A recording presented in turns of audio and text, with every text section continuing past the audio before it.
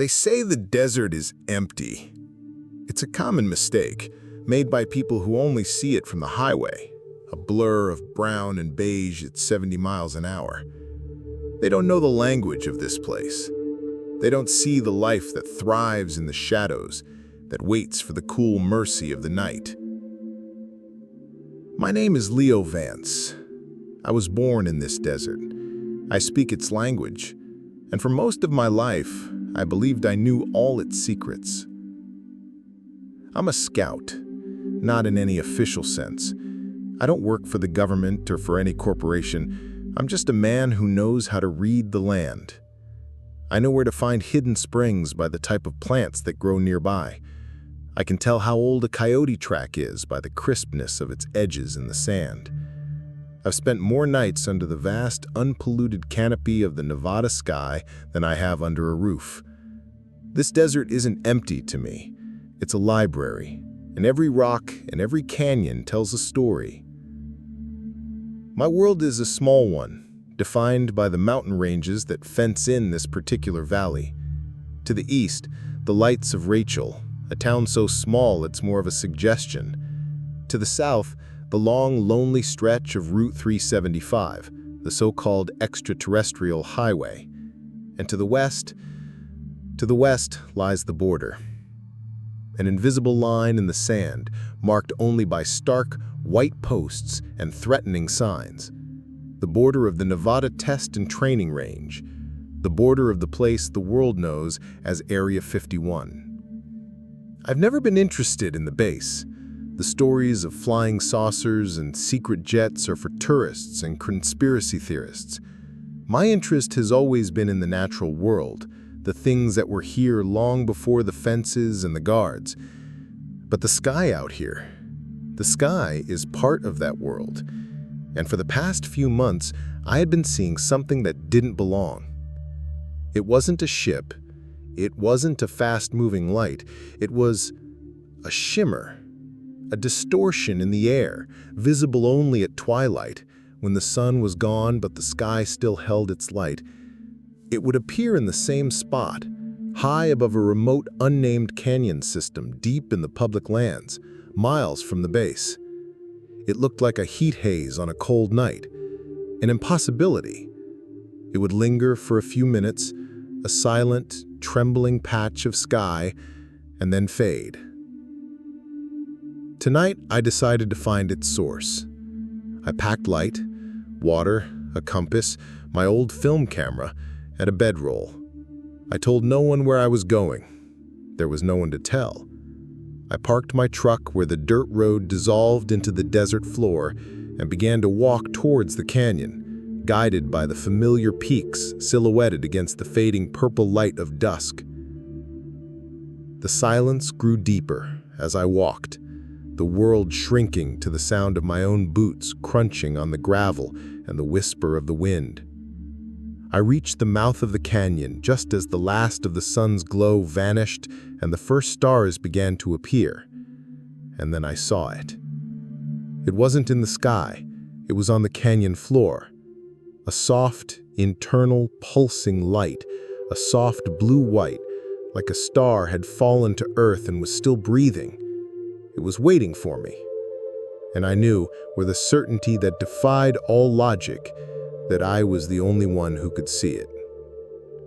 I took a deep breath, the cold desert air filling my lungs, and walked into the canyon to meet it. The light didn't diminish as I approached. If anything, it seemed to intensify, pulling me forward with a silent, undeniable gravity. My heart was pounding, a drumbeat against the vast silence of the desert. But it wasn't fear that I felt. It was something deeper, older, a sense of recognition, as if I had been walking to this moment my entire life. As I rounded a bend in the canyon, the source of the light came into full view. It wasn't a fallen star, nor was it a piece of debris from some secret government test. It was an obelisk. It stood about 10 feet tall, perfectly rectangular, its edges impossibly sharp, as if it had been cut from the very fabric of space itself. The surface was a seamless, dark metal, a color I'd never seen before, a kind of absolute black that seemed to absorb all light, yet simultaneously glowed from within with that soft blue-white luminescence. It was smooth to the touch, cool and utterly without seam or blemish. There were no visible markings, no doors, no panels, just a perfect, silent monument to something utterly alien. I circled it slowly, my hand hovering just inches from its surface. The air around it felt strangely still, almost heavy, as if the very atoms were holding their breath. I took out my camera, an old film model, and tried to take a picture. The shutter clicked, but when I developed the film weeks later, that frame was completely blank, as if the light of the obelisk had simply refused to be captured. I spent what felt like hours simply observing it, breathing in its silent presence. It wasn't menacing, it wasn't inviting, it was just there.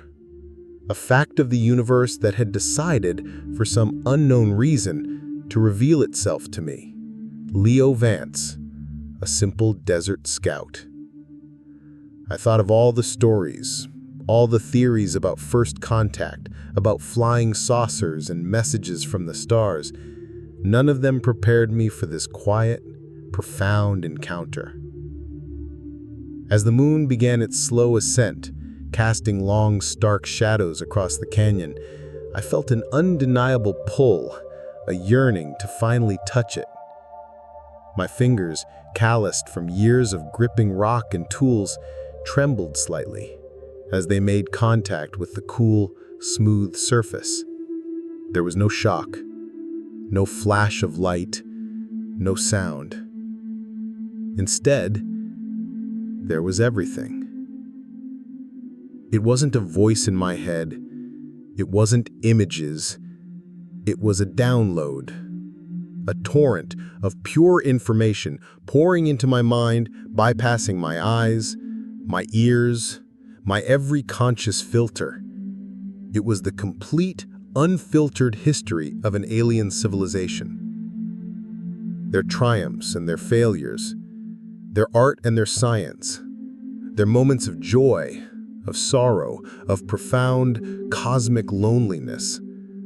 I saw their homeworld, a planet of sapphire seas and skies painted with a double sun. I understood their language, not through words, but through the pure logic of their thought. I felt their emotions, a vast ocean of experience, as if my own soul had temporarily expanded to contain an entire species. It wasn't linear. It wasn't a story told from beginning to end. It was like understanding a library all at once. Every book, every page, every concept flooding into me in a single, impossible moment that stretched on forever and yet lasted no time at all. I was no longer Leo Vance, the desert scout.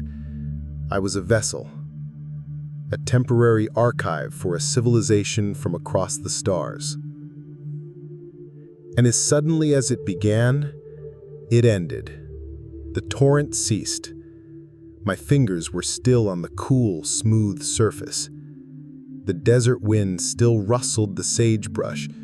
The crickets still chirped. The moon was higher now. I looked at my watch. Only a few minutes had passed. But in those few minutes, my universe had shattered and reformed around me. I withdrew my hand, my mind reeling, overloaded with a lifetime of someone else's existence. I looked at the obelisk, no longer just a strange monument, but a silent, patient teller of tales from beyond the stars. My mind was a library caught in a hurricane. Images, concepts, and emotions that were not my own swirled in a chaotic, overwhelming storm. I stumbled back from the obelisk, my hand dropping to my side, feeling both numb and hyper-aware. My own memories of my childhood, of learning to read the desert, of the taste of coffee on a cold morning felt small and fragile, like tiny islands in the vast alien ocean that had flooded my consciousness. I sank to my knees on the cool, sandy floor of the canyon. I squeezed my eyes shut, but it did no good. The information was already inside me. I could see the double suns of their homeworld setting over sapphire seas just as clearly as I could see the back of my own eyelids. I could feel the collective sorrow of their entire species as they watched their stars fade, a sorrow so profound it made my own lifetime of loneliness feel like a fleeting shadow. I understood the elegant, brutal mathematics of their faster-than-light travel, not as a theory, but as a fundamental intuitive truth, as simple to me now as the act of breathing. It took a long time for the storm to subside. Slowly, carefully, I began to impose my own order on the chaos. I learned to separate my thoughts from theirs, to build walls in my mind, creating a quiet space for Leo. The alien knowledge didn't disappear, it settled. It became a new, silent layer of my being, a vast, indexed archive I could access, but one that no longer threatened to overwhelm me. When I finally opened my eyes, the world had changed, or rather, my perception of it had. I looked at the canyon walls, and I no longer saw just rock. I saw the geological history of the planet laid bare, a story of pressure and time told over 1 billion years. I understood the precise chemical composition of the sandstone, the way the moonlight reflecting off it was subtly altered by its crystalline structure. I looked at a humble sagebrush, and I didn't just see a plant. I saw a complex biological machine, and I understood the intricate dance of photosynthesis on a molecular level, a process they had mastered and adapted for their own technology 1 million years ago. The desert was no longer a library of stories. It was a library of raw data, and I now possessed the key to read it all. The magic was gone, replaced by a profound and somewhat terrifying understanding. I looked back at the obelisk. The soft blue-white light had faded. It was now just a perfect black monolith, silent and inert. Its purpose was fulfilled. It wasn't a ship or a beacon. It was a book. A single, final, definitive edition of a civilization's entire existence left behind for someone to find. A message in a bottle, thrown into the cosmic ocean. And I, for reasons I may never understand, was the one who had picked it up. I knew I had to leave. The canyon felt different now, no longer a place of mystery, but of memory. I got to my feet, my legs still unsteady, and turned my back on the silent monument. The weight of what I carried was not physical, but it was heavier than any pack I had ever shouldered. I was no longer just a man. I was a walking, breathing archive of a dead civilization. And as I began the long, slow walk back to my truck, under the cold, silent stars, a single, crushing question echoed in my mind. What in God's name was I supposed to do now? The drive back to my small, isolated cabin was a blur. My truck, old and familiar, felt alien. The road, which I had driven 1,000 times, seemed to stretch into an infinite, meaningless ribbon. My mind was still reeling, trying to process the sheer volume of information. It was like trying to pour an ocean into a teacup. Every rock I passed, every distant mountain, every star in the sky now held layers of meaning, scientific data, and historical context from a civilization that existed light years away. I didn't sleep that night. I couldn't. Every time I closed my eyes, I saw sapphire seas and felt the warmth of a double sun. I heard the silent symphony of their language, felt the gentle ebb and flow of their collective consciousness. My small cabin, usually a sanctuary of quiet solitude, now felt like a prison. The walls were too close, the silence too loud. I was alone, but I was also crowded, sharing my mind with the echoes of an entire alien race.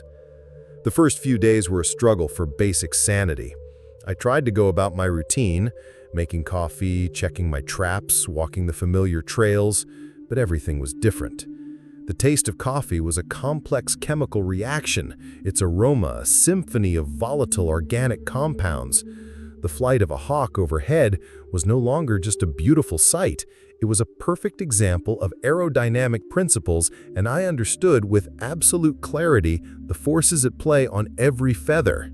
I saw the world not as it appeared, but as it fundamentally was, down to its atomic structure.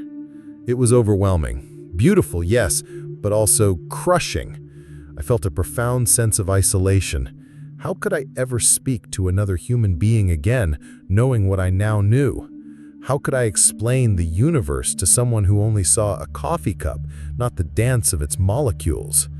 The burden of this knowledge was immense, and it was mine alone to bear. But then, as the initial shock began to recede, a new feeling emerged, a profound sense of responsibility. This was not just a collection of facts, this was the legacy of a species that I now understood had faced its own existential threats, its own tipping points, not unlike humanity's. Their story, the one imprinted on my mind, was not a cold scientific record. It was a testament to survival, to adaptation, to the enduring spirit of life in the cosmos. And I began to sort through it mentally. Their technology was not about conquest, but about understanding. Their philosophy was built on a deep reverence for the interconnectedness of all things. They had developed a form of communication that transcended spoken language, based on shared experience and collective empathy. They had learned to live in harmony with their environment, to harness the subtle energies of their planet, to travel vast distances, not by destroying space, but by gently folding it. And then I understood why the obelisk was left behind. It wasn't a warning or an invitation to a new world. It was a gift, a quiet, desperate hope.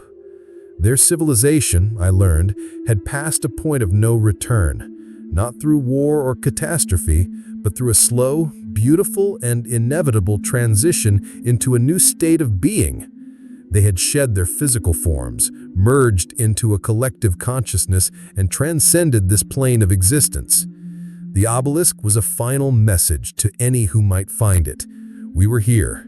This is our story. Learn from us. Understand us. And I was the reluctant messenger, the chosen by pure random chance to carry their final words across the vastness of time and space. The immense loneliness I felt was now tinged with a solemn purpose. I was not just Leo Vance anymore. I was the last voice of a forgotten star. And with that realization came a new, terrifying question. What in God's name was I supposed to do now? The days that followed were a blur of sleepless nights and long, aimless walks in the desert. The sun would rise and set, the stars would wheel across the sky, and I felt like a ghost in my own life. The knowledge within me was a constant, silent companion. I found myself tracing complex equations in the sand with a stick, equations that described the very nature of gravity, only to erase them with my boot, my heart pounding with a strange mix of exhilaration and terror. Who could I show this to? Who would believe me? The loneliness was the hardest part. It was a new, more profound kind of solitude than any I had ever known. Before, I was a man who chose to be alone in the desert. Now, I was a species of one. The gulf between my understanding of the universe and that of everyone else on the planet felt impossibly wide. I thought about driving into Rachel, sitting at the bar of the Little Alien, and just listening to the tourists talk about aliens. The irony was a bitter taste in my mouth. They were searching for little green men, and I was carrying the soul of an ancient, transcendent civilization in my head. One evening, driven by a need to do something, I took out my star charts, old, familiar paper maps of the night sky that had guided me for decades. I spread them out on my small wooden table. Using the knowledge now ingrained in my memory, I began to make corrections. I added stars that our telescopes couldn't see yet, I drew the true, multi-dimensional paths of interstellar travel, lines that folded space like a piece of paper. My pen moved with an unearned confidence, charting the cosmos as they had known it. And then I found it, a small, insignificant star in a constellation that had no name in our catalogs. It was their home, their sun, or more accurately, their twin suns. And I felt a pang of cosmic homesickness for a place I had never been. I knew, with absolute certainty, that if I were to tell a scientist, an astronomer, where to point their most powerful telescope, they would find nothing. The star was still there, of course, but the civilization, the life that had given it meaning, was gone, having moved beyond the physical realm. All that was left was their story, and I was its only living witness. This realization brought a strange kind of clarity. My purpose wasn't to prove anything. It wasn't to revolutionize human science or technology. The knowledge I held wasn't a blueprint for building starships. It was a philosophical treatise, a work of art, a historical record.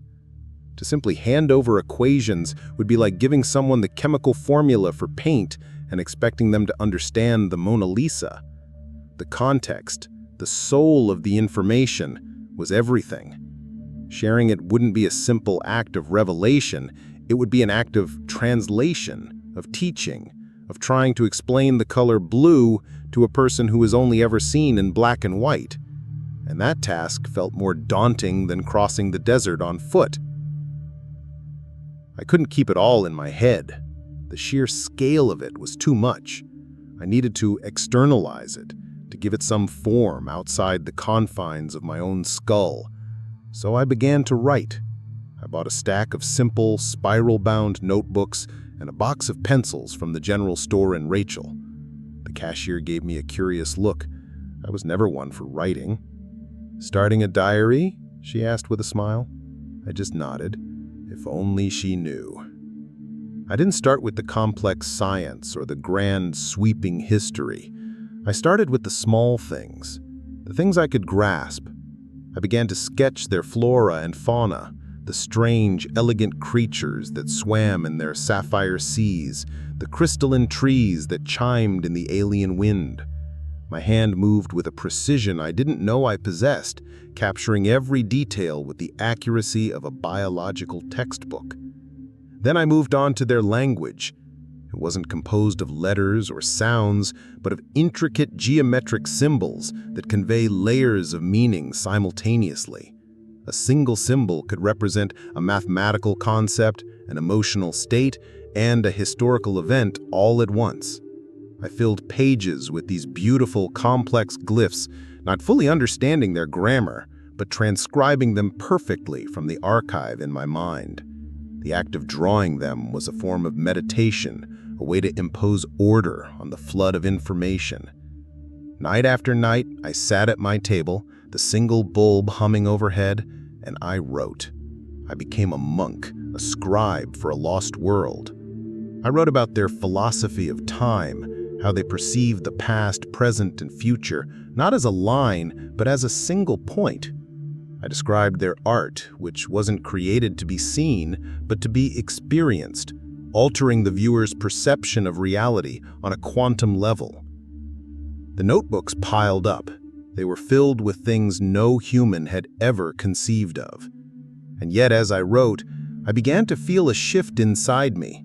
The terrible, crushing weight of the knowledge began to transform into something else.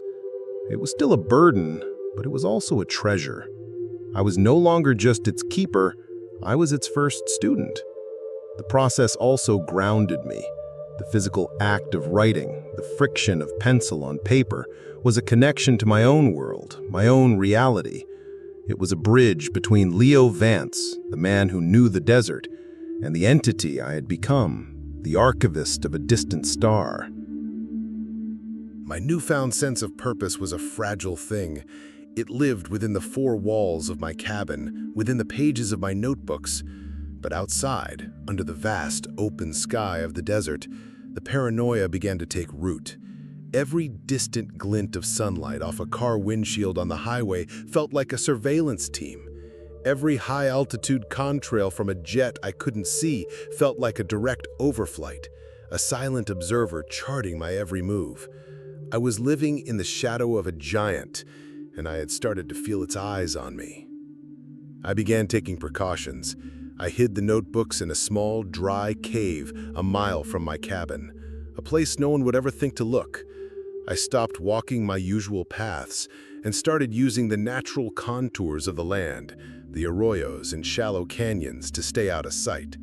My life, which had once been a simple, open existence, was now governed by the rules of evasion and concealment. The proof that I wasn't just being paranoid came on a moonless, starless night. The air was unnaturally still. The desert, usually a place of subtle, constant noise, had fallen completely silent. The crickets, the insects, the distant coyotes, all had gone quiet, as if holding their breath. And then I heard it. A low, deep thrumming that wasn't a sound, but a vibration. It resonated in my bones, in my teeth. It was the sound of something massive moving with impossible silence. I extinguished my lamp and went to the window. For a long time, I saw nothing but the oppressive, inky blackness. Then an object eclipsed the faint stars on the horizon. It was a craft, triangular and impossibly large, moving slowly, silently, just a few hundred feet above the desert floor. It had no lights, no engine roar, nothing but that deep, bone-jarring hum. It was a shape of pure black against a black sky, a hole in reality. It passed directly over my cabin. The thrumming intensified, rattling the glass in my window frames, making the water in a cup on my table tremble. I understood its propulsion system. I knew, from the archive in my mind, the principles of gravitational distortion it was using. It was a technology centuries beyond what the public knew, but millennia behind the knowledge I now possessed. It was a child's toy compared to the silent, folding space travel of the obelisk's creators, and it was looking for something. The craft paused, hovering for a long, terrifying minute over the very canyon where I had found the obelisk. A thin, pencil-like beam of deep red light lanced down from its underbelly, sweeping the canyon floor with methodical precision. They were searching. They knew something had happened out here. Perhaps they had detected the energy signature of the obelisk's transmission. They didn't know what it was or who had received it, but they were hunting, and I was the prey. After a few minutes, the red beam retracted. The craft, with a slow, deliberate grace, continued its silent patrol, eventually disappearing over the western mountains into the restricted airspace of the base. The deep thrumming faded, and slowly, hesitantly, the sounds of the desert returned. The crickets began to chirp again, but the silence that the craft had left behind was a different kind. It was a silence filled with threat. My secret was no longer just a burden, it was a danger. They were looking, and it was only a matter of time before they looked in my direction. The encounter with the silent black craft changed everything. The threat was no longer a vague paranoia, it was a physical presence, a shape that had burned itself into the night sky and my memory. My quiet cabin, once a sanctuary, now felt like a glass cage. I spent the next day in a state of quiet, focused panic. I was a desert creature, and my every instinct screamed at me to do what desert creatures do when they are hunted: disappear. I began to pack. Not just supplies for a few days, but everything I would need to vanish. A good knife, a water filter, all the cash I had saved, a bedroll. I would leave my truck behind. It was too easy to track. I would go on foot, deep into the winding, unmapped canyon lands to the north, places where no vehicle could follow, places where a man could live for years, if he knew how. And I knew how. But as I moved through the familiar motions, a strange sense of dissonance settled over me, a profound feeling of shame. The archive in my mind, the soul of the species I carried, was not silent. It was a part of me now, and their entire philosophy, their billion-year history, was built on a principle that was the exact opposite of running away. They didn't conquer, but they didn't hide. They observed, they understood, and they faced every challenge with a quiet, unyielding resolve. They had faced the end of their own physical existence, not with fear, but with a sense of purpose, creating the obelisk as a final, courageous act of reaching out. And here I was, packing a bag to go and hide in a hole. I stopped, my hand hovering over a map. I was planning an escape route, but I realized with a sudden chilling clarity that there was no escape. The people who flew that silent craft were not the type to give up. They would hunt me for the rest of my life. I could hide for a month, a year, maybe even a decade, but I would always be looking over my shoulder, and the notebooks, the legacy I was sworn to protect, would remain buried in a cave, their secrets untold, their purpose unfulfilled. To run was to fail. To hide was to let them be forgotten. A new thought, bold and terrifying, began to form in my mind. What if the goal wasn't to hide the knowledge, but to plant a seed? I couldn't walk into a university or a newspaper office. The story was too incredible, and the men in the black craft would be there before the ink was dry. I needed to find someone who was already looking for the answers, someone who worked outside the system, someone who might be prepared to listen. My mind, now an archive of unimaginable scope, sifted through decades of my own memories, and it found one, a name I hadn't thought of in 20 years, Dr. Eris Thorne. He was a brilliant astrophysicist I met once at a lecture in Las Vegas long ago, a man who had been ridiculed, his career destroyed for his theories.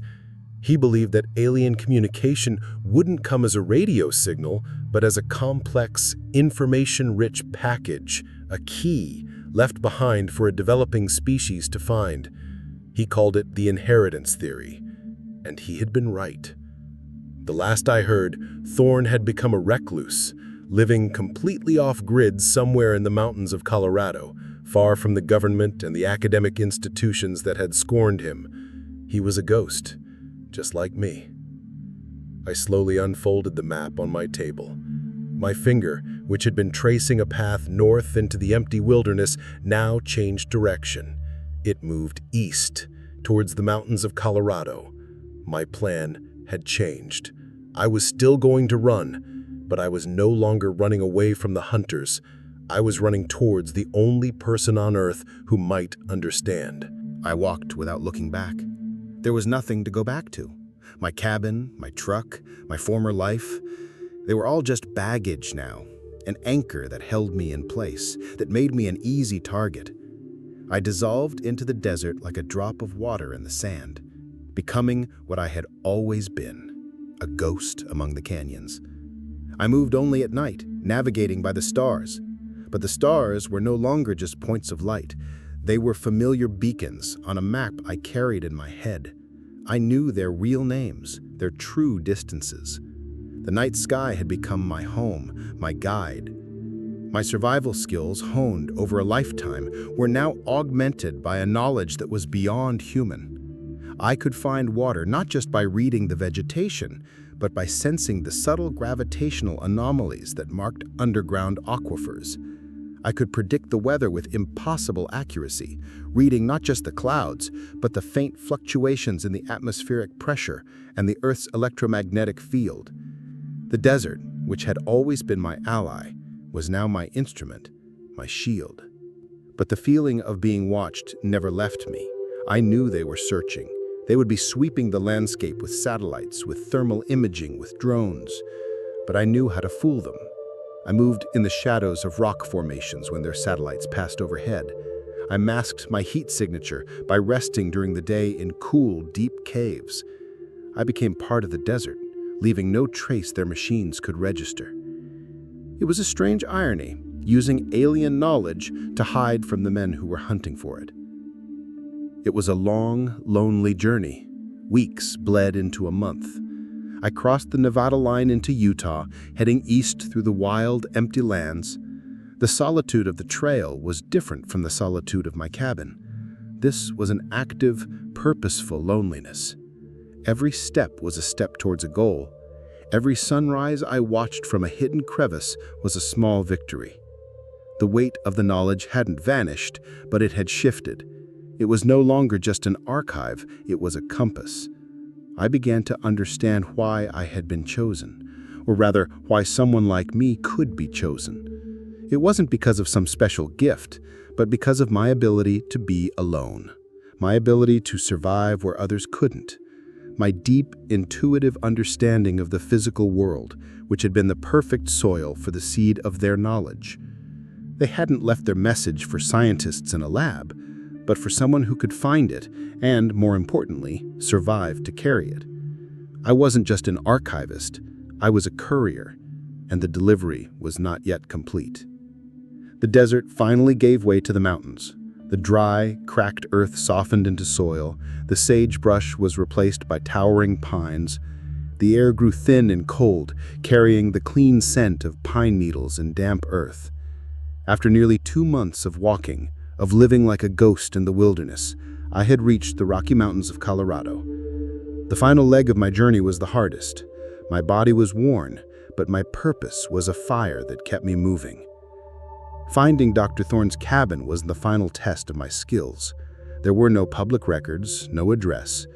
All I had was the memory of an old article that described his retreat as being near the twin peaks of the Sangre de Cristo Range. It was almost nothing to go on, but the archive in my mind saw it differently. It analyzed geological survey maps, satellite imagery I recalled from public archives, and cross-referenced them with my own understanding of where a man like Thorne would go to truly disappear. I found him not by following a map, but by following a ghost's logic. His cabin was small, nestled in a high-altitude valley, almost completely invisible from any trail. Smoke curled from its stone chimney. As I approached, an old man with a wild mane of white hair and eyes as sharp and clear as the mountain air stepped out onto the porch. He held a cup of coffee in one hand and watched me approach, not with alarm, but with an intense, wary curiosity. This was Dr. Eris Thorne. I stopped a respectful distance away. We said nothing for a long moment. He studied me, his gaze analytical, searching. He wasn't looking at me, I realized. He was looking at the way I carried myself, the way I watched the world around me. "You're a long way from home," he said finally, his voice raspy but steady. "Whoever you're running from, they must be persistent." "They are," I replied, my voice hoarse from disuse. He took a slow sip of his coffee. "People don't find this place by accident. What is it you're looking for?" I didn't answer with words.